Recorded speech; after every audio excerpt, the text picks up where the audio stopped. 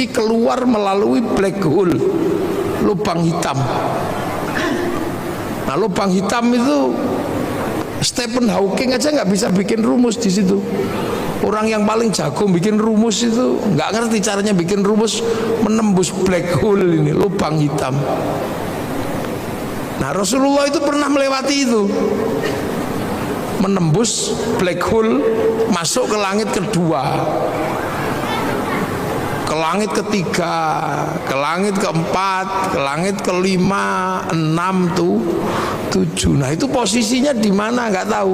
Yang jelas bahwa Rasulullah itu sampai di Sidratil Muntaha, di langit ke-7. Nah, di langit ke-7 itu ada cloud, kalau anak sekarang bilang ini. Ada cloud, ada pusat data. Jadi dunia ini ada pusat datanya. Ada harddisk besar yang berisi tentang data-data, apapun blueprint dunia ini ada datanya. Nah, data itu dijaga betul biar gak diretas, biar gak dihack. Siapa yang punya potensi untuk meretas itu? Iblis. Makanya dijaga. Nah, karena itu sangat terjaga, cloud atau harddisk catatan-catatan dunia itu, maka itu disebut lauhil mahfud. Jadi lauh itu adalah, dulu orang Jawa dulu lauh itu sabak. Sabak itu alat tulis.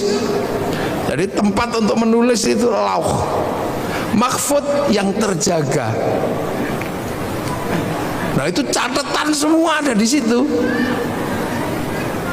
Yang sebelumnya orang-orang dulu sebelum Islam menyebut, kalau orang Yahudi Nasrani menyebut itu namanya Tabut Sulaiman.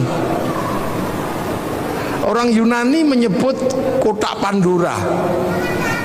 Nah, orang Jepang menyebutnya kantong Doraemon. Pusat data itu. Jadi ini kita berbicara tentang pusat data. Nah, Quran itu dari situ. Bal huwa Qur'anum Majid fi lauhim mahfud. Jadi itu, dari Quran itu downloadan sebenarnya.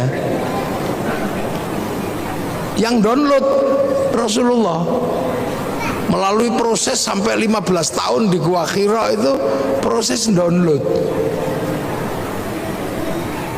Makanya Quran itu turun itu seperti PDF.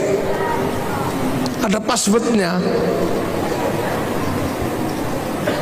Nah, passwordnya ya alif lam mim, kaf ha ya ain shad, alif lam ra, itu password sebenarnya. Makanya itulah yang disebut algoritma Al-Quran. Kalau anak sekarang mungkin menyebutnya coding. Coding, jadi alif lam mim itu coding itu sebenarnya. Maka rumus membacanya beda. Rumus membacanya bukan pakai alif ba ta, tapi pakai abjadun hawazun.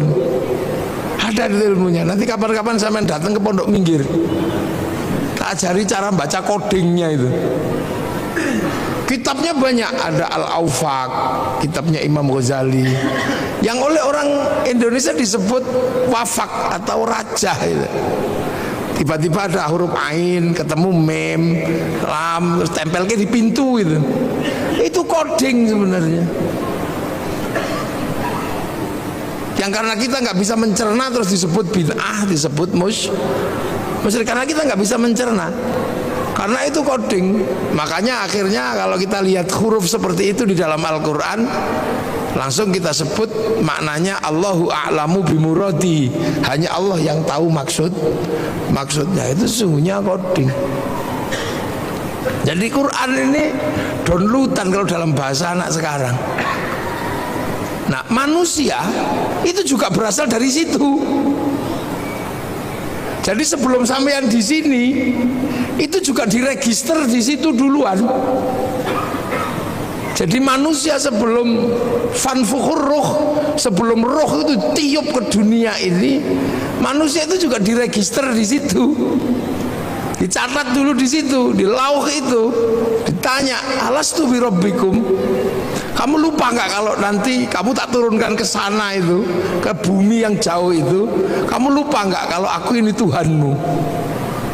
Sampean semua pernah jawab di hadapan Allah, qalu bala syahidna. Ya Allah, saya saksi bahwa engkau Allah. Ya sudah. Akhirnya manusia juga diturunkan ke sini. Nah, ketika manusia diturunkan ke sini terus tiba-tiba ya sama menjadi makhluk bumi. Makanya Quran itu disebut petunjuk. Petunjuk buat siapa? Buat manusia. Ibaratnya Al-Quran, ibaratnya pabrik itu mengeluarkan TV, maka di situ juga ada buku petunjuk pemakaian TV, buku petunjuk pemakaian handphone, buku petunjuk pemakaian ini. Makanya Quran itu disebut hudan, disebut petunjuk. Untuk siapa? Lil muttaqin. Gitu. Nah, muttaqin ini. Makanya muttaqin itu yang pertama kali adalah alladzina yu'minuna bil ghaib. Jadi jangan salah. Jadi karena ini sebuah sistem di mana sistem ini tidak semuanya bisa dibuka oleh manusia, maka Quran itu sebelum ini jadi petunjuk dikasih coding dulu, alif lam mim. Loh, makanya muttaqin itu adalah orang-orang yang meyakini bahwa ada yang gaib. Karena apa? Ya karena nggak kelihatan. Nah, ini yang kadang terjadi perdebatan akhir-akhir ini, orang belajar coding disebut bid'ah. Orang belajar coding disebut musyrik. Ini sekarang ini banyak. Padahal Quran ini bukaan pertamanya ini coding, algoritma Al-Quran. Kalau ngerti algoritmanya ini dunia beres. Kenapa Cina itu begitu kuat?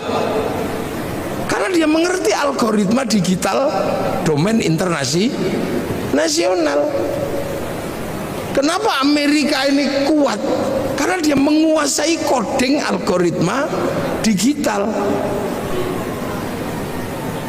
Dengan coding algoritma digital dia bisa ngambil uang dari seluruh dunia.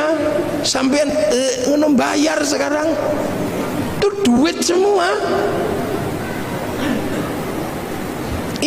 Bayar. Makanya dilawan sama Cina pakai codingnya Cina. Sehingga Cina berani ngelawan Amazon pakai Alibaba. Itu pertarungan pertamanya mana? Di codingnya, bukan di Amazon sama Alibaba. Kalau Amazon sama Alibaba itu sistemnya, di dalamnya ada namanya algoritma dan coding. Kalau coding dan algoritmanya tidak dikuasai, nggak bisa ngelawan. Bagaimana bisa ngelawan Facebook pakai QQ renden? Bagaimana bisa ngelawan WhatsApp pakai WeChat? Karena menguasai codingnya. Jangan dikira. Makanya logam dunia pun pakai coding. Sampai kalau pernah belajar kimia itu kan codingnya ada. Oksigen pakai coding. Maka orang kalau ngerti coding oksigen, dia bisa produksi oksigen. Samator kenapa kuat? Dia punya coding H2O nya, dia bisa bikin. Nah, sampean nggak bisa bikin, ya keluar kentutnya doang. Loh, ini coding, ini ilmu kekinian. Handphone itu bisa menghubungkan sini Amerika pakai coding. Satu coding algoritma, yang kedua coding logam. Ketika emas dipertemukan dengan ini anak codingnya ngapain di sini nih? Makanya ora perlu kabel. Makanya laki-laki yang menguasai coding tentang perempuan bisa I love you tanpa harus berkata-kata. Loh iya. Makanya orang dulu kalau mencari koding itu puasa. Cinta perempuan kok ditolak, cari kodingnya. 3 hari 3 malam itu. Apakah pakai koding innahu min Sulaiman apa innahu bismillahirrahmanirrahim, atau pakai koding sun amat kaji hajiku jaran go yang kan gitu. Ini kita ini yang sekarang jarang sekali dibahas. Kenapa ya sampean selalu marah-marah itu? Yahudi dia menguasai kodingnya, mempertemukan koding api dan koding air menjadi mesin. Kita tahunya cuman pakai motor wes gitu, tapi kok bisa besi ketemu dengan platina, besi ketemu dengan pertamax, ketemu dengan pertalite. Nah, saya nggak bakas itunya, ngapain bakas itunya? Nah, itu bukan saya nggak begitu, itu nggak itu loh. Tuh. Jadi jangan dikira.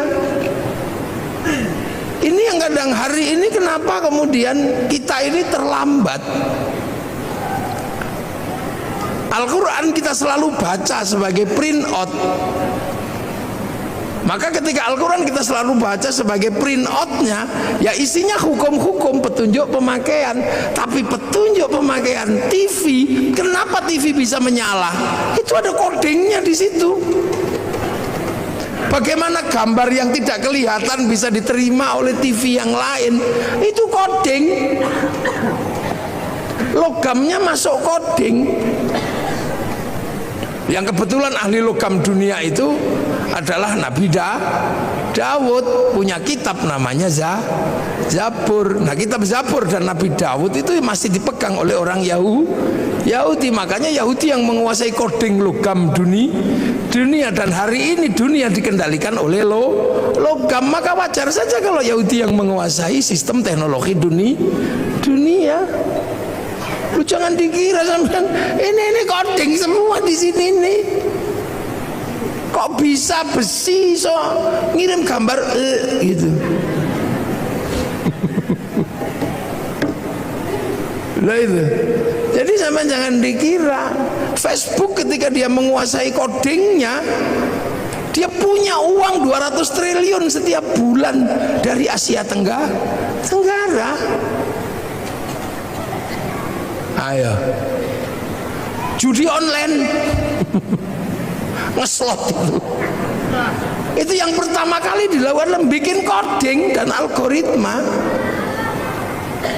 Bukan bagaimana cara ngambil uang secara manual, pakai coding. Makanya ketika sampean mau dapat uang dari bank, ya pakai coding, passwordnya harus pas. Pakai coding orang ya duitnya gak keluar, walaupun ATM-nya diproduksi sama oleh bank yang sama. Lah ini. Jadi kita ini sebenarnya ada satu titik ini. Manusia ini, kalau dokter menyelesaikan manusia itu pakai coding semua. Darah itu kodenya apa? Bukan kok kemudian DARAH, enggak. Seluruh partikel dalam tubuh manusia itu pakai angka, pakai coding. Kan gitu. Jadi kalau misalnya contoh Pak Hardo ini jadi bupati, proses jadi bupati dan bupati itu berbeda. Karena begitu jadi bupati, Pak Hardo dan Pak Wakil ini ketemunya bukan dengan bupati lagi, tapi ketemunya Sleman dalam angka. Ketemunya coding semua itu. Tentara yang bagian nembak itu apa itu namanya? Apa? Tentara yang bagian kavaleri? Bukan. Armet itu. Armet itu nggak ada di situ, tembak itu nggak ada. Itu pakai kode-kode semua, angka semua. Jadi jangan dikira. Nah inilah sebenarnya dari awal itu kita sudah cukup maju sebenarnya diajarkan bahwa Al-Quran ini adalah downloadan.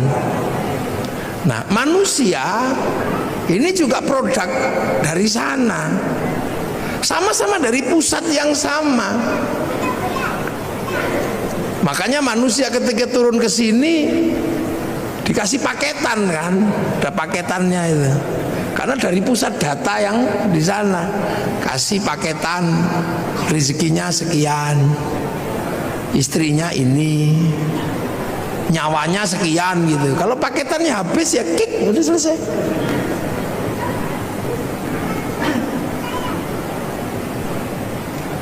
Gitu. Makanya pertama kali Quran itu Iqra Bismi Rabbika, memperkenalkan sesuatu yang ada di luar manusia sebagai pemilik semesta. Jadi pemilik semesta, Ismu Rabbika, kamu baca atas nama Tuhanmu. Tuhan siapa? Belum. Ismu Rabbika itu siapa? Belum. Masih berbicara tentang Rob, bahwa ada penguasa semesta dan kamu ada di semesta itu. Alladzi khalaq, yang bikin kamu. Karena waktu itu manusia nggak ngerti. Taunya bahwa manusia itu ya hadir dengan sendirinya, apalagi di Arab kan, yang waktu itu ya taunya yang bikin manusia itu ya lantaran patung, tapi yang bikin ya tetap bapaknya kan gitu. Kalau nggak dibikin ya nggak keluar.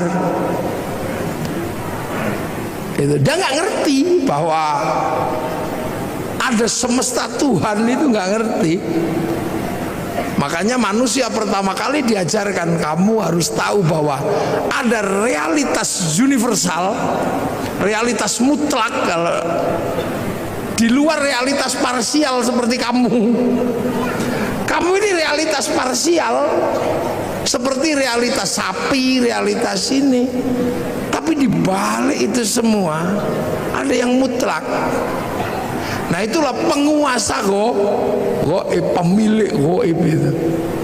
Yang kamu lihat karena kamu gak kelihatan, atau yang kamu nanti akan lihat tapi hari ini belum kelihatan. Akhirat itu goib karena kamu belum nyampe sana, nanti kamu akan sampai. Sederhana itu aja, ya sudah, kamu bawa, ada yang bikin. Yang kebetulan Rasulullah di Mekah. Karena orang Mekah waktu itu sudah nggak ngerti bahwa dunia dan seisinya itu ada pemiliknya. Karena Mekah itu lama ditinggal Nabi. Nabi terakhir di Mekah itu Nabi Ismail. Setelah Nabi Ismail pindah ke Filistin, orang Mekah nggak ngerti Nabi. Wis belas orang ngerti Nabi wong Mekah itu. Makanya disebut fatrah. Jadi nggak ngerti karena sudah lama ditinggal Nabi. Orang Sleman karena nggak pernah ditinggal kiai, ya tahu kiai. Makanya ketika kiai datang ya bupati aja nyambut. Karena Sleman tahu kiai, karena nggak pernah kosong semenjak Islam datang ke sini. Sleman ini selalu terjaga, sehingga selalu ada kiainya. Maka generasi kesekian pun masih tahu kiai. Gitu. Masih tahu ulama. Di Irian yang tidak pernah diajarkan tentang kiai, jangan pernah membayangkan mereka kenal kiai. Makanya kalau kiai datang ke sana nggak usah minta disambut, orang sana nggak ngerti karena nggak pernah ada kiai. Sering saya contohkan, mungkin kalau saya di sini orang tahu kiai, saya di Irian dikira tim pemburu babi, ya nggak usah marah, ya nggak usah emosi. Makanya Rasulullah itu ketika harus berbicara tentang Rob itu penuh kesabaran di Mekah itu, karena orang Mekah nggak ngerti. Makanya Rasul nggak suka marah-marah, kamu hancurkan, enggak. Yang tahu Rasulullah itu Rasul itu di Mekah waktu itu cuman Allah, nggak ada yang ngerti. Beda kalau Rasul lahir di Filistin itu secara teologi, secara sosiologi, secara antropologi masih ketunggon. Apa ketunggon itu?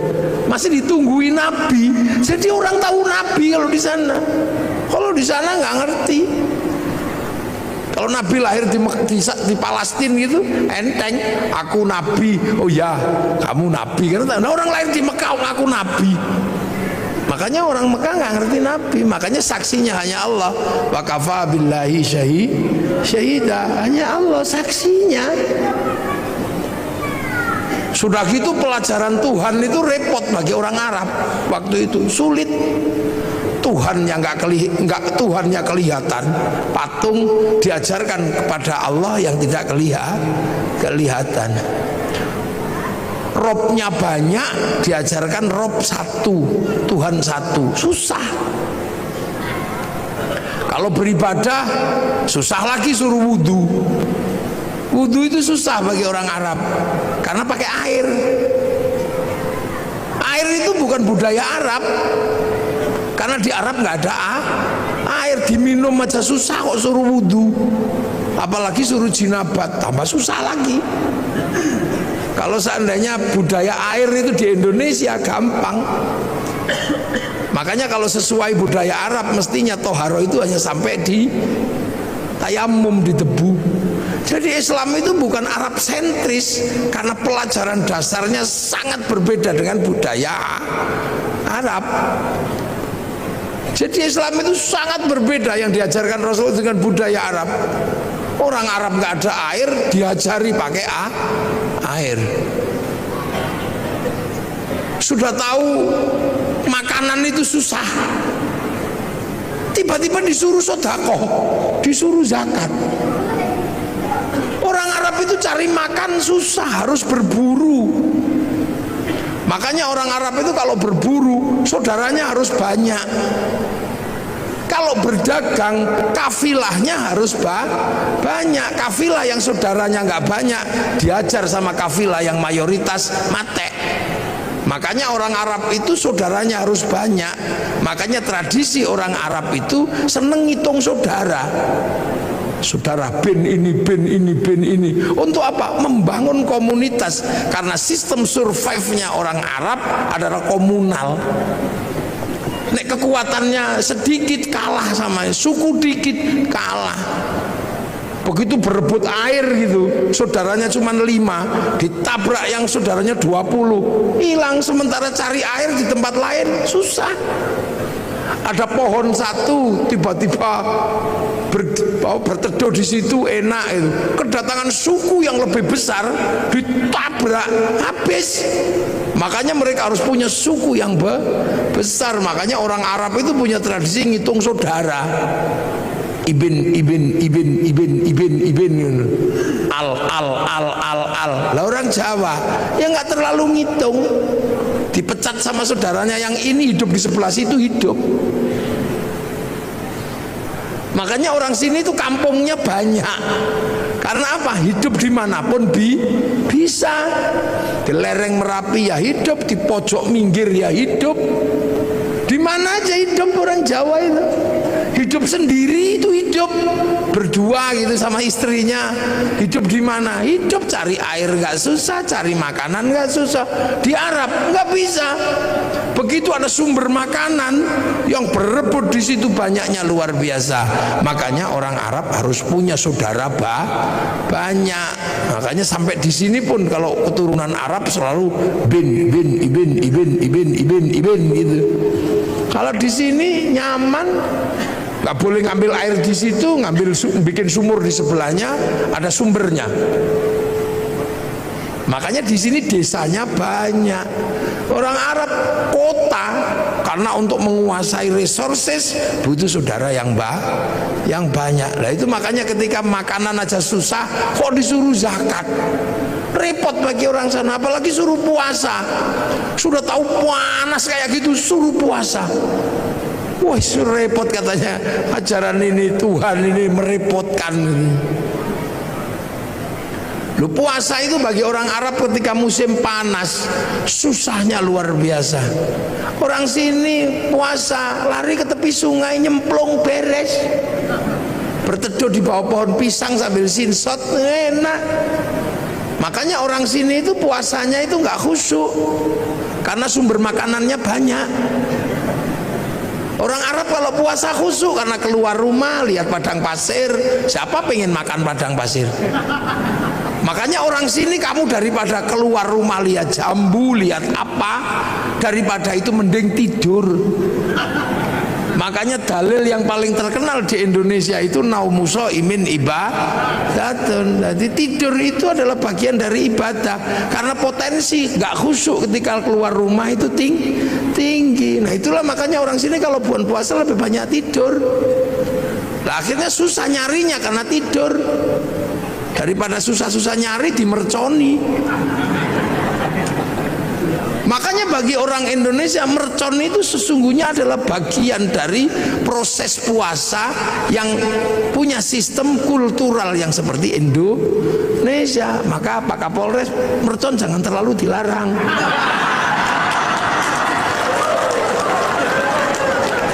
Loh ya kan, ada bagi lo ini budaya masing-masing sama. Orang Arab itu kalau zuhur asar satu-satunya tempat yang besar itu masjid, dan senang berkerumun. Makanya setiap waktu sholat mengumpulkannya nggak susah. Nah orang sini di rumahnya nyaman, di sawahnya nyaman, sehingga waktu sholat lebih banyak tercecer di rumah, tercecer di sawah. Orang sana pasti langsung datang ke masjid. Karena apa? Pusat komunal itu masjid. Makanya kalau di sana Allahu Akbar sudah di dalam masjid, kong sudah nunggu semenjak sebelum sholat. Lah di sini nyaman di sawahnya, nyaman di kebunnya, makani bebek. Ya makan nunggu masjid itu. Sambil nunggu Robana ya Robana, sambil nunggu.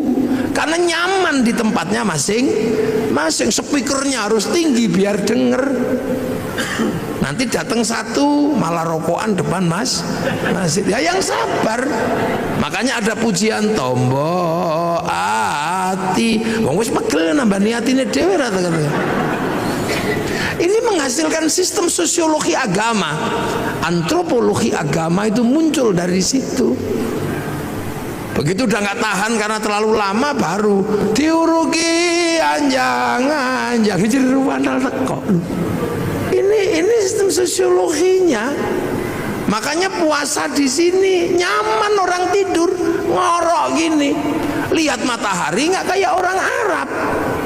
Orang Arab matahari keluar nampak karena apa? Padang pasir. Orang sini baru bangun nggak akan lihat matahari, kehalang Gunung Merapi, kehalang bambu, kehalang apa. Makanya biar nggak kebablasan ada tarhim, imsak, siap-siap, hati-hati kebablasan. Terlalu malam nyenyak tidur dibangunkan pakai tokrek sahur. Nyaman orang sini tidurnya. Sahur ora sahur sakarepmu. Loh.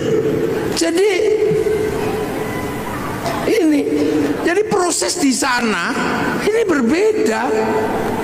Makanya ketika ajaran itu masuk susah.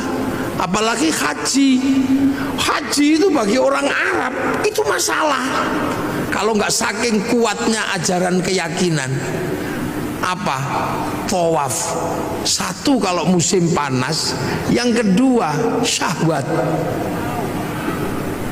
Orang Arab itu kalau lihat kaki, tangan dan muka, wah itu syahwatnya luar biasa.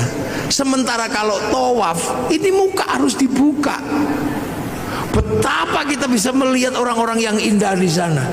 Sementara pada saat yang sama, yang laki-laki disuruh pakai baju, nggak boleh dijahit. Coba kalau mau ndablekan tinggal wes gitu aja. Ini sosiologi agama.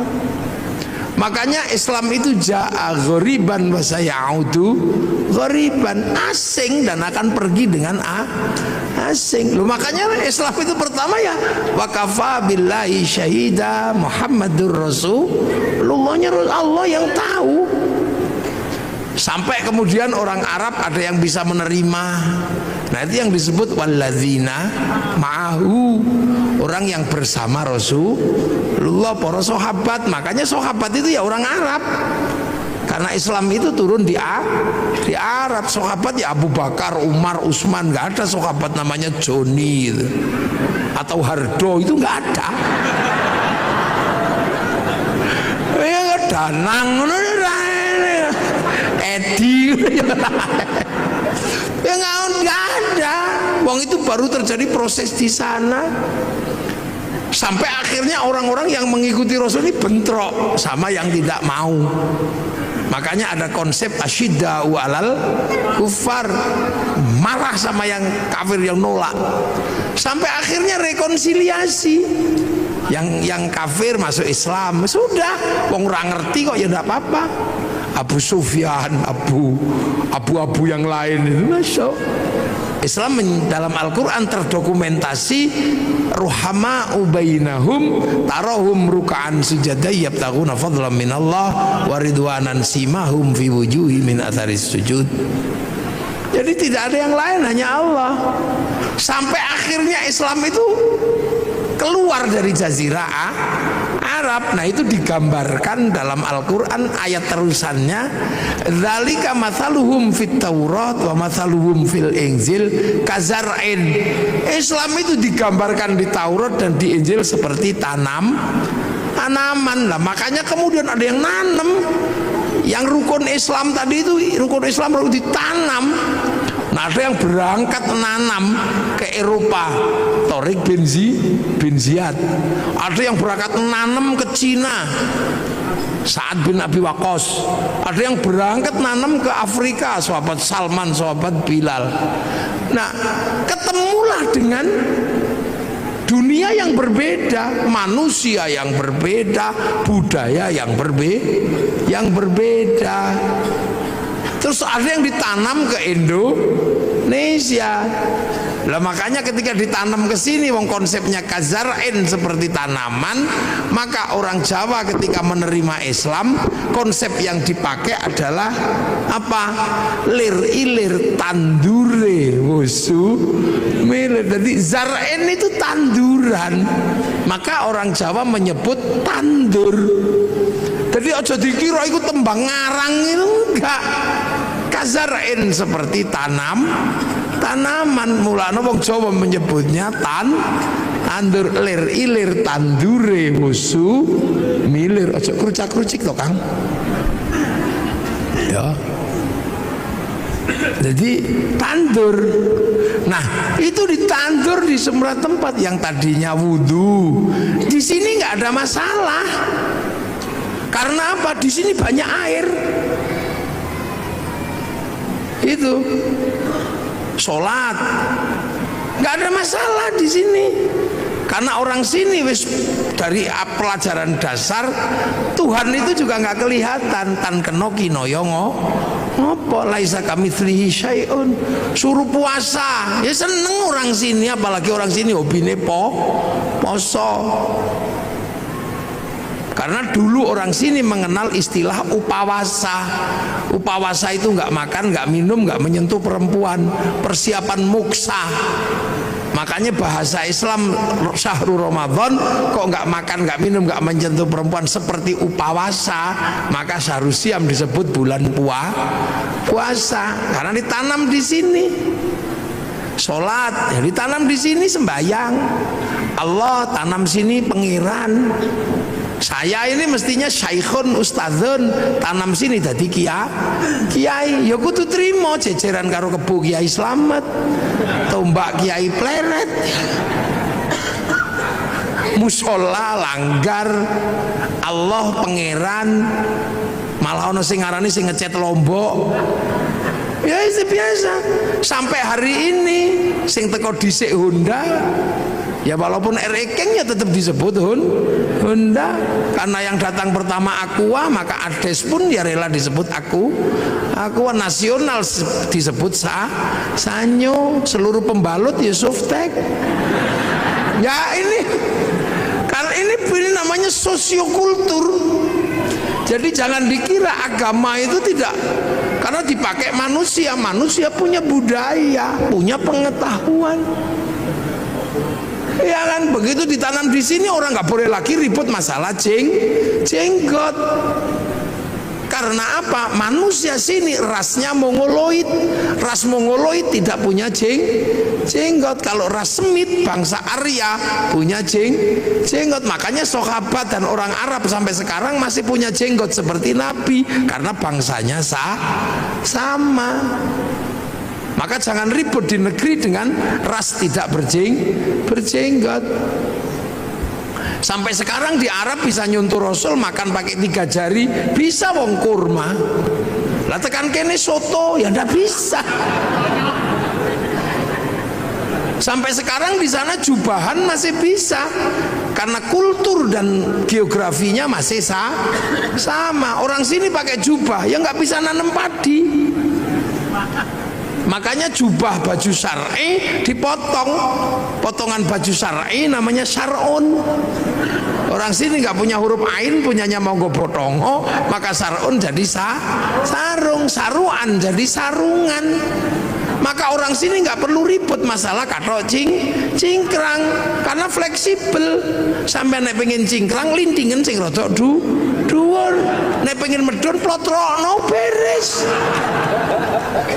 Makanya sarung itu adalah titik kompromi antar isbal. Lho mangkano enak di sarungan karo kathok. Nek kathok ra iso medun, ra iso munggal. Nek sarung iki plotrokno iso cincik sampai pas dengkul ya iso. Lho, ini titik-titik kompromi. Lho jangan dikira. Makanya ketika Quran dibaca di sana ya masih bisa. Zaman sahabat ya masih bisa baca Quran, wong muridnya Nabi. Tabiin ketika yang jauh dari Arab nggak bisa baca Quran, yang lungkek-lungkek kayak cacing itu nggak bisa. Makanya terus tahun 65 Hijriah Quran itu dikasih titik-titik. Itu anyar itu. Nun ada 1 titik di atas, ba ada di bawah, tak 2. Itu zaman Abul Aswad Ad-Duali tahun 65 Hijriah. Disebar lagi bangsanya beda, titik-titik gak cukup, dikarokati fathah kasroh dhammah. Itu yang kasih namanya Syekh Khalil bin Ahmad Al-Farahidi tahun 150 Hijriah. 100 berapa? 140-an lah setelah Nabi meninggal. Dibaca orang yang berbeda suku lagi, nggak bisa, lidahnya beda. Orang Jawa alhamdulillah ya alkamdu, nggak punya hak, punyanya Hono Coroko. Robbil alamin, Robbil ngalamin, wudu, wulu, mardiyah, marliyah, salam takzim, salam taklim. Itu ada wadduha, keluarnya wadduhai, itu mereka lekanui ya ada. Sekali ini kan bangsa Sundonan alladzina. Nah ini kan harus ditemukan jalan keluarnya. Penelitian tahun 200-an Hijriah namanya Abu Ubay Qasim bin Salam, hasil penelitiannya dibukukan dalam ilmu At-Tajwid fi Qiraatil Quran. Cucu sampean bayang no, Islam itu di sana sampai ke sini nih butuh perjuangan, karena ketemu bangsa yang berbeda, ditanam di tempat yang berbeda.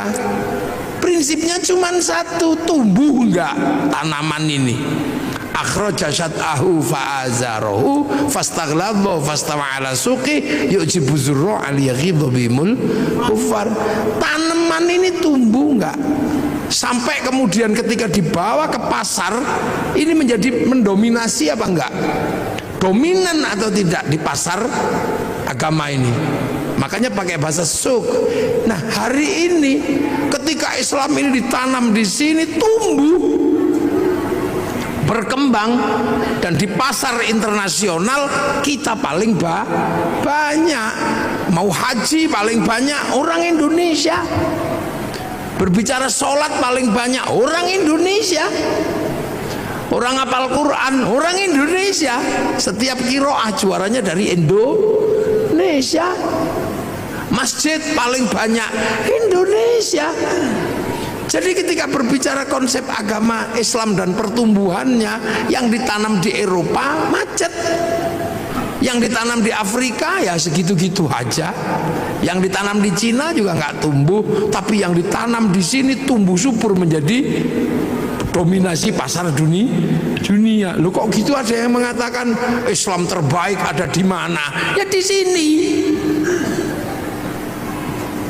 Ya di sini. Makanya saya kalau mau belajar identifikasi agamanya nggak usah jauh-jauh. Karena identifikasi agamanya jauh-jauh, akhirnya ribut di masalah simbolik, ributnya di jenggot. Jenggot ini bukan masalah prinsip, karena ini masalah perbedaan bangsa. Kok tiba-tiba di sini ribut masalah jenggot? Kalau ribut masalah jenggot ya di Afghanistan sana, yang bangsanya masih jenggotan semua. Tiba-tiba di sini kok ribut masalah pujian.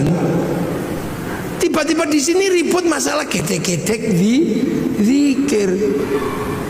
Ya orang sana bahasa Arab paham, meskipun diem begini ngerti caranya zikir. Kalau orang sini nggak bunyi, simbah-simbah itu loh nggak bisa ngerungokno zikir opo, main ketop-ketop ngendak. Muni opo mbah ngono we. Terus meneng ini ya turu. Ini problem sosiologi agama, antropologi. Jadi akhirnya Islam sekarang ini berdebat terhadap sesuatu yang sebenarnya sudah lewat. Udah lewat masanya. Coba sampai delok persoalan tumpeng. Persoalan tumpeng aja ribut. Loh ini kan persoalan makanan. Sampai nggak ribut orang Arab ingkunge iki onto. Napa sampean ribut ingkung pitik? Wong Yaman ingkungnya wedhus. Sama delok itu Raja Salman kalau menyambut tamunya makan bersama, ingkungnya unta, Pak. Lengkene wedhus sing 20.000, pitik sing 20.000 sampean ribut. Soalnya nopo nek wedhus larang, makanya di sini cukup pitik murah, ndoke akeh. Kita akhirnya kan ribut masalah sesuatu yang sebenarnya udah nggak perlu diributkan. Ribut masalah ngadep kiblat, fawalli wajhaka syatrul masjidil haram, ngarah-arah tok lho. Lapo sampean ribut pokoke anggere madhep rono ngene, Allah akbar, wis ini wajhatu wajhiya. Wong pancene ado, sinyale kadang ilang. Allah iki mau wis merem-merem ini wajah tuh wong pancene online ayo sinyale ilang. Wong pemancar utamane neng Mekah kono lagi ini cuman pemancar lokal. Begitu ono ting ting ting bakso ya. Wah, begitu melek sarunge bolong. Udah lagi itu gak usah ribut masalah ngono kuwi. Kita suka ribut sekarang terhadap sesuatu yang sebenarnya tentang Allah. Apa Allah pengene. Lah nek Kanjeng Nabi kalau di atas unta gini wong wis ketok teko nguri. Nek pengimamane agak rendah gini supaya ketok teko mburi. Ini kan problem-problem yang sudah terjelaskan.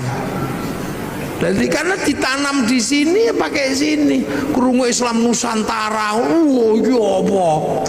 Lu Islam fi Nusantara, Islam di Nusantara itu ya gini. Sampean tutup auratnya katok, lambi, peci, kono jubah, kono udeng. Manono tok. Imamah ya udah loh. Jadi kita ini terkadang ribut maka persoalan segi loro, ribut tumpeng, ribut ake, ribut hormat bendera, ribut apa? Yang sesungguhnya itu problemnya adalah problem bangsa yang berbeda, tapi rukun iman, rukun Islamnya tidak pernah berubah. Lah apa sama ribut kentongan karo beduk, padang pasir, Allahu Akbar, krungu wong waduh. Nang kene ra dikai bedhok ya ora krungu. Saiki bedhok pensiun gara-gara ono speaker. Karena lebih keras speaker itu. Besok speaker ya pensiun. Wong lunga ning masjid di WA. Pakai alarm. Wah, sampean lho. Rabi biyen salaman ngene. Saiki lewat video call ya iso. Zamannya berubah. Dhisik wong Jawa sing paling sakti iku sing nempiling semaput, sakti. Saiki wong sakti kere. Sak tempilingan 7 juta. Tanya Pak Kapolres sekarang, kalau tidak percaya praktek no. Maka ilmu itu juga otomatis hilang. Dhisik orang sakti itu ketika ngelirik wong wedok I love you, poso pitung dino pitung bengi. Saiki lho urung poso, kelewatan Avanza, wis I love you. Cinta tumbuh bersama Avanza. Jadi loh, ini problem-problem yang berubah. Sampeyan arep meksa ndelok TVRI flora dan fauna, pengen terus kucing Afrika, ini sudah berubah. Saiki neng kene sampean buka apa ono. Ora perlu ngenteni sedina terus dinteni mertune Pak Harmoko, ngono ndak perlu. Jadi bupati pun harus begitu. Kita ini bangsa. Makanya sekarang Sleman lagi masalah sepak bola itu. Lah ya, Pak Bupati harus tahu sepak bola ini rasa ngoyo. Sepak bola itu punya bangsa yang berbeda. Wong Eropa ini gede-gede dhuwur-dhuwur. Lapangane podo, aturane sama. Lah wong kene cilik-cilik lawan Eropa, yo ora bakal menang. Nggih. Akhirnya agar imbang naturalisasi. Loh, basket ya nggak usah kita ngejar terlalu terhadap basket. Menang karo NBA ya mokal. Wong kono 2 meter seperapat, nah kene mung 170. Kene mencolot nggak yo kena udel. Ya coba. Ya maka Sleman ini yang menggalakkan olahraga yang mungkin. Bentek mungkin. Lu sekarang sepak bola itu kalau nggak naturalisasi, ya mesti kalah. Wong-wong cilik peli ngono gini kalah. Itu olahraga internasional, standarnya sama, aturannya sama, manusianya berbeda. Ayo kondi kon menang. Tinju kok musuh Mike Tyson ya disamplok ya pingsan dewe. Maka kayak Cina ketika mau memenangkan sepak bola, yang dipikir pertama kali cuma satu, cari orang 20 laki perempuan yang tingginya 170 dinikahno anake 2 meter. Loh itu cara pertama. Jepang juga sama, mempersiapkan generasi yang tinggi. Nah ini naturalisasi. Yontek duwe monggo bayar. Wis golek wong Sleman sing dhuwur-dhuwur nikahno. Persiapan membentuk kader sepak bola. Ngono. Kader basket. Nggih, kula sing mau idoh nggih. Ini makanya Thailand itu sadar diri. Begitu yang digalakkan olahraga ya sepak takraw itu karena bisa ya. Loh. Jadi seluruhnya ini menyesuaikan. Pabrik mobil, pabriknya sama. Ketika dikirim ke Eropa ya setirnya kiwo, kirim rene tengen. Loh, itu lama. Terus neng kene kono sepion, kene sepion. Sana sepion adalah untuk melihat belakang, sini sepion untuk takon. Sepi rayon, sepi. Jadi saya jangan bayangkan Rasulullah makannya ya kurma, maka zakatnya juga kurma. Sini makanannya padi, fitrahnya juga padi. Kurban sana unta, sampai sekarang masih bisa kurban unta. Di sini maksa kurban unta, cekel polisi. Nyolong untane kebun binatang biro lokon. Loh, ini jadi ini sebenarnya sudah nah Yang perlu dipahami ulang adalah bagaimana Al-Quran ini menyelesaikan problem yang sudah terbuka, yang dulu dibuka oleh para ulama terkait algoritmanya. Siapa ini yang akan ngurus? Kalau print outnya udah semuanya banyak yang hafal lah, penghafal terbanyak, tapi memahami codingnya ini. Karena manusia sama-sama dari sana, Quran dari sana. Makanya manusia itu bisa dikirimi Quran. Seperti provider handphone, dia menurunkan kartu. Nah, antar kartu ini bisa saling tukar data, karena data ada di provider. Makanya kartu ini kirim data sana bisa. Tergantung kita mau paketan apa. Yang penting punya wifi. Yang tidak punya wifi, ya cari wifi gratisan. .co.id. Sama manusia ini juga bisa kirim Al-Quran, kirim Fatihah, kirim apa. Yang penting ketika kirim punya wifi. Kalau nggak punya wifi, cari wifi gratisan. Wifi-nya siapa? Wifi-nya Nabi, wifi-nya wali. Namanya tawassul. Nah, kenapa Nabi wali paketannya gede? Karena download. Nabi wali itu download qalu rabbuna wa tsumastaqamu tatanazzalu alaihimul malaika alla takhafu wala tahzanu. 3 tahun ya Allah ya Allah ya Allah ya Allah. Ono sing 3 tahun Sunan Kalijogo. Si Abdul Qadir 25 tahun ya Allah ya Allah ya Allah. Download, maka wali-wali itu paketannya besar. Makanya bisa mengerti hati orang karena bisa meretas. Wali-wali mau macam-macam zaman-zaman dihack karo para wali, sampean paketannya gede, wong download. Nah, sampean kalau diajak download langsung tidur. Ya Allah ya Allah ya Allah ya Allah. Ya Allah ya. Alayo gringgingan. Loh, ini kita ngomongin Al-Quran. Makanya Al-Quran ini sesungguhnya adalah bukan sesuatu yang hanya semata-mata bisa dibaca dengan irama. Ada di balik situ ada codingnya. Sampean menguasai codingnya itu, beres urusan dunia. Sampean rande duit ngerti codingnya, sudah tulis aja, ditempel aja di pintu tol, tok gitu. Coding duit ning Al-Quran. Orang kaya lewat situ mesti inget sampean jenenge. Tulis coding prek, muafik ngono yo elek wong iki. Mlane wong biyen ana angel di coding wis rampung. Ngono terus jarane klenik, yang itu yang salah. Padahal zalikal kitabul la raiba fi, pertama niku hudal lil muttaqin alladzina yu'minuna bil ghaib. Nah saiki anggar krungu ghaib ngono gudiken. Lupa dah Al-Quran itu ya butuh pertama kali ya kok gaib. Makanya ada orang belajar ilmu hizib, ilmu mahabbah, ilmu apa itu karena apa? Bahwa jangan sampai gaib itu menjadi pemikiran tok, tapi dia harus menjadi experience of religion,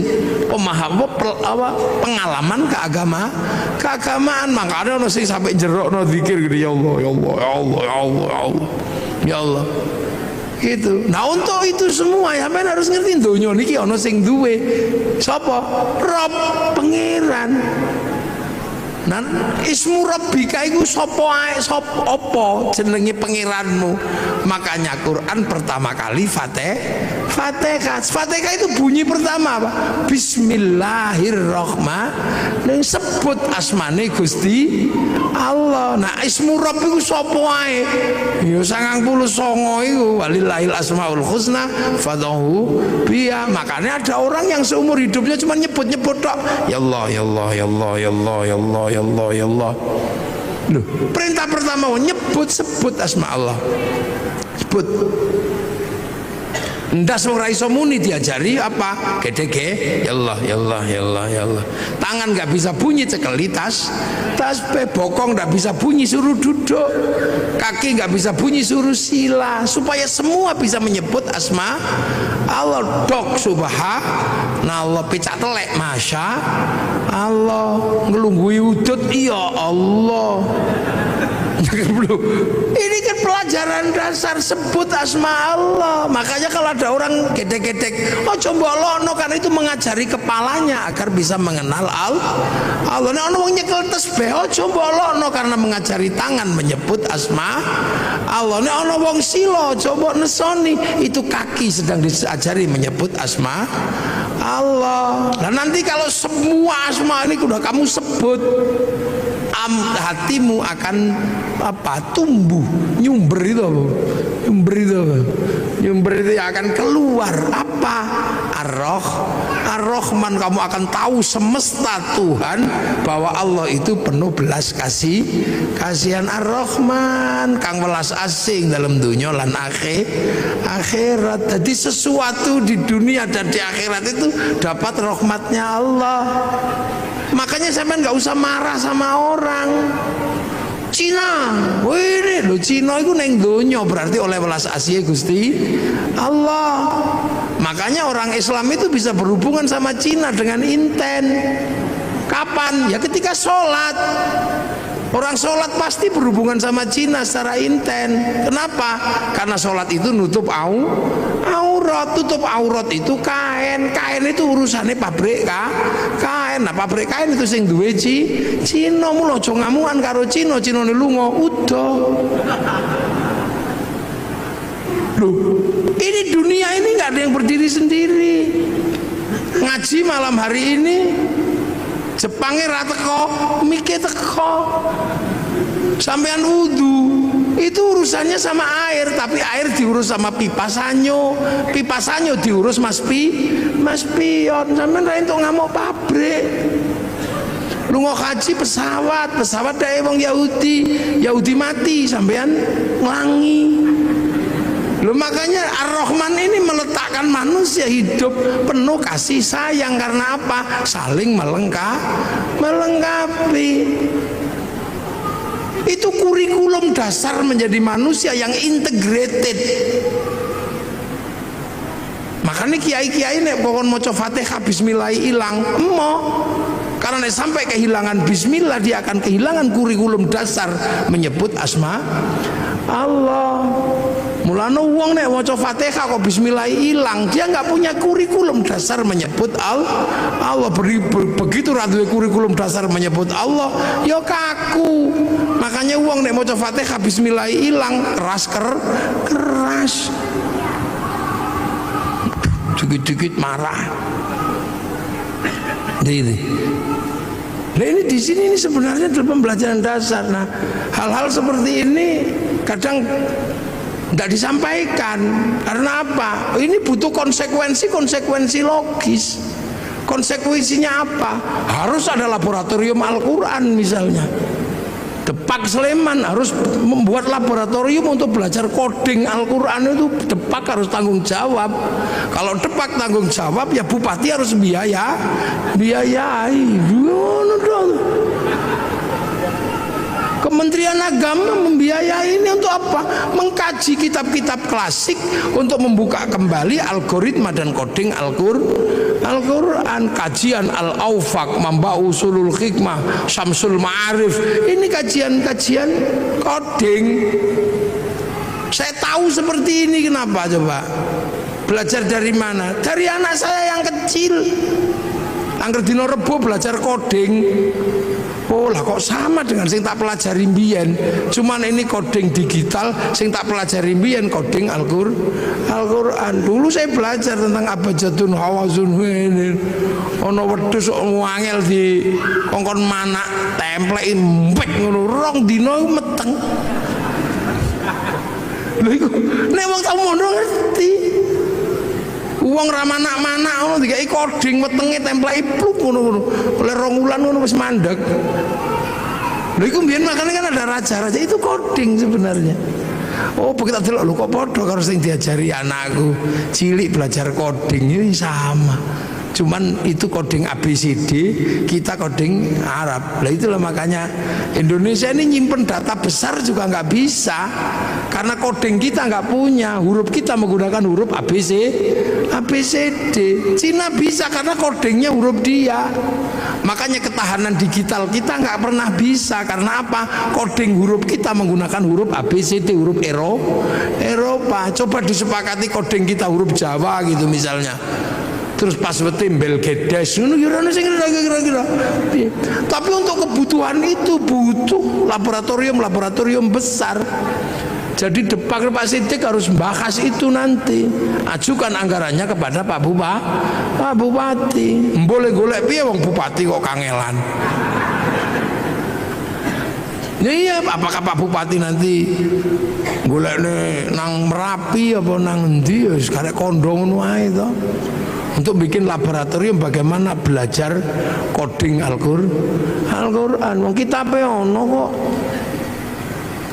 Jadi ojo MTQ tok sing diurus itu, codingnya juga harus diurus itu. Algoritmanya itu mesti diurus. Karena insya Allah kalau kita ketemu coding-coding itu, ilmu pengetahuan terupgrade dengan sendirinya. Iki lho metu iku kok coding iki. Ya angka-angka semua iki dadi duwe kabeh lho iki. Jangan dikira itu nggak pakai uang, itu coding itu. Jadi video, jadi apa, nggak coding Kang. Ya bahwa ujungnya apa? Penguasaan dan dominasi. Nah kalau sudah penguasaan dan dominasi bisa intervensi, bisa menjadi sebuah agama yang kuat, bangsa yang kuat. Artinya apa? Bisa produksi. Nah bangsa itu kalau sudah bisa produksi, kekuatan bangsanya terjaga. Kenapa Jepang nyaman? Bisa produksi. Total handphone batine piro untuk menghidupi rakyatnya. Jadi urung sampai ngelola sumber daya alam, duit dari jualan iPhone cukup untuk menghidupi bangsanya. Jualan tank cukup untuk menghidupi bangsanya. Korea negara kecil itu loh bisa menghidupi bangsanya dari dodolan lagu jenenge BTS. Loh, saya ini generasi zaman all ya. Masih ingat betul bahwa tahun 91 kalau nggak 92 itu konser terbesar di dunia itu Metallica di Moskow. Terjual tiketnya 6 juta tiket. Itu sampai sekarang belum pernah terbayangkan akan terkalahkan. Begitu Covid diajar karo BTS kalah. Sekali konser itu berapa? 100 juta orang yang nonton. Itu daring. Seminggu 4 kali, sebulan 16 kali. Tak hitung dalam waktu 1 tahun pemasukan dari BTS untuk Korea 2.500 triliun. Total ceng ngono tok. Amerika dapat pemasukan dari Facebook dan dari WhatsApp itu. Bayar paling tidak per bulan 200 triliun. Nah sampeyan harus dodol apa geblek. Loh, ini penguasaan dunia, jadi aja mbok kira dunia ini. Sampeyan selalu membayangkan APBD, APBN, tapi sektor informal yang dunia sudah bergerak nggak tergarap. Sampeyan malah mikir gawe biro umroh. Jadi sektornya tetap sektor manual, yang hitungannya hitungan analog, bukan hitungan digital. Pernah enggak terus tiba-tiba kaum muslimin ini berpikir sholat Jumat digital online malah jadi masalah. Imam yang Surabaya, makmum yang Semarang. Maka Pak Ardo jadi bupati juga mesti mikirin yang itu, Mangke Wardo. Nggih, ojo kok mikire pajak pasir ora oke. Anak Sleman yang pinter-pinter kumpulin semua. Wong Sleman ini gudangnya wong pinter. Kampus UGM, UPN, UIKIP jadiin satu IAIN wis ngono mbakaso. Mungkin nggak bertarung di dunia digital pakai coding ngopo iso. Loh, ini duit, ini penguasaan itu. Sampai ojo bayangno. Makanya negara-negara yang bangkrut itu negara apa? Ya nggak bisa ngerespon. Coba saiki meng dodol BTS ceng ngono setahun sakmono. Ya itu sistem. Gojek iso ngalahno Bluebird yang armadane triliunan meng nganggo coding laptop loro tok. Sampeyan bayangno Bukalapak bisa mengalahkan apa di bursa ngalahno Gudang Garam sama Jarum itu. Memang Bukalapak butuh laptop loro. Nah ini, Al-Quran itu punya coding-coding seperti ini. Ayo kapan Sleman gawe laboratorium? Apa digeleng Pemkap, apa digeleng pondok rapopo? Lumayan aku lah. Dan yang gawe neng Pemkap ya tidak apa-apa. Cuman kan pembiayaannya terlalu gede. Karena kalau di Pemkap itu sing biayai bupati, jadi mesti hitungannya wah rada gede. Karena neng pondok kan gratisan. Tapi memang harus ada laboratorium itu. Hitung nanti kita bisa kita uji dengan teknologi digital antar frekuensi itu apa sih? Apa ini antar frekuensi? Kita buka itu fikulubi marodun itu apa kodingnya? Nanti kalau kodingnya ketemu alat ini untuk menghilangkan orang sakit hati. Orang yang aromaterapi yang mampu menghilangkan sakit hati. Lu ini berarti agama ini sebenarnya sesuatu yang sangat luas dan masa depan.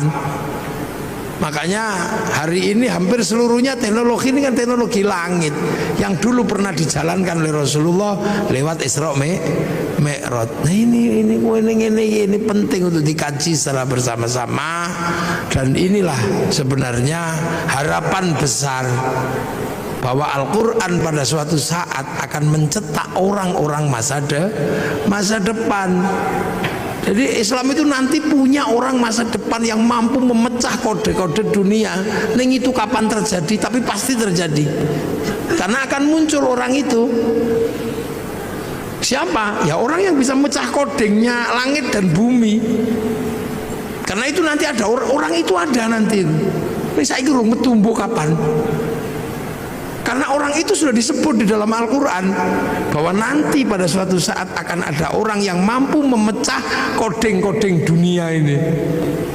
Jadi dalam penciptaan langit dan bumi akan dipecahkan rumusnya oleh ulul albab. Inna fi khalqis samawati wal ardi wa ikhtilafil laili wan nahari la ayatil liulil albab. Jadi ada nanti itu orang namanya ini pemecah koding. Siapa? Alladzina yadhkurunallaha qiyaman wa qu'udan wa 'ala junubihim wa yatafakkaruna fi khalqis samawati wal ard. Orang yang berpikir secara maksimal, berdiri mikir, duduk mikir, terlentang mikir, artinya nggak linier, nggak mikir sambil duduk tok. Dia nggak linier terhadap isi dunia itu, bongkar semua. Duduk mikir, terlentang mikir, berdiri mikir, sampai nanti hasilnya ensiklopedik. Rabbana ma khalaqta hadza batila. Ya Allah, nggak ada yang sia-sia. Subhanaka faqina adzabannar. Minta perlindungan dari api neraka. Rabbana innaka man tudkhilin nar faqad akhzaita wa ma lidh-dhalimin min ansor. Rabbana innana sami'na munadiyan yunadi lil iman an aminu bi rabbikum fa amanna. Rabbana faghfir lana dzunubana wa kaffir 'anna sayyi'atina wa tawaffana ma'al abrar. Rabbana wa atina ma wa'adtana 'ala rusulika wa la tukhzina yaumal qiyamah innaka la tukhli